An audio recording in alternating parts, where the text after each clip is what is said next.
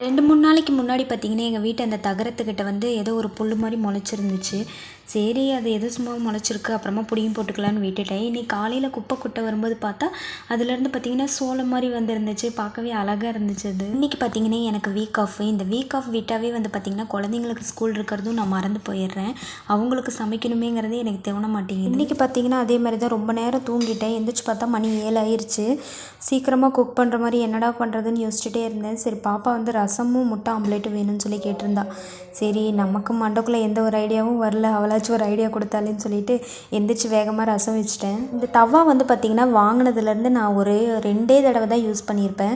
அதுக்கப்புறம் பார்த்திங்கன்னா அதை தூக்கி அப்படியே தான் வச்சுருந்தேன். இதில் தோசை ஊற்றினா கொஞ்சம் மொத்தமாக வர மாதிரி இருந்துச்சு. தங்கமயிலில் வந்து பார்த்திங்கன்னா நகை சீட்டு சேருவோம்ல, அது சேரும்போது இது வந்து பார்த்திங்கன்னா ஸ்டார்டிங்கில் வந்து கொடுப்பாங்க.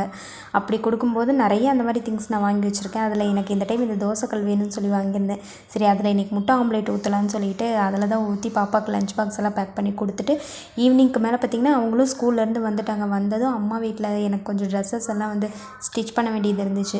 அதெல்லாம் கையோடு போய் ஸ்டிச் பண்ணிட்டு வந்துடலான்னு சொல்லிட்டு தான் வந்துட்டேன். இன்றைக்கி தம்பியோட கிளாஸில் ஏதோ ஒரு தம்பிக்கு வந்து பர்த்டே வாட்ருக்கு, அதுக்காக இந்த கலரிங் இது வந்து கொடுத்துருக்காங்க. அந்த ஒரு கலரிங்காக அக்காவும் தம்பியும் பார்த்திங்கன்னா ரெண்டும் ஒரே சண்டை. அப்புறம் அவன் நீ கொஞ்சம் அடி நான் கொஞ்சம் அடிக்கிறேன்னு சொல்லிட்டு 2 பேரும் அடிச்சிட்டு இருந்தாங்க. ஓகே பாய், நெக்ஸ்ட் வீடியோவில் பார்க்கலாம்.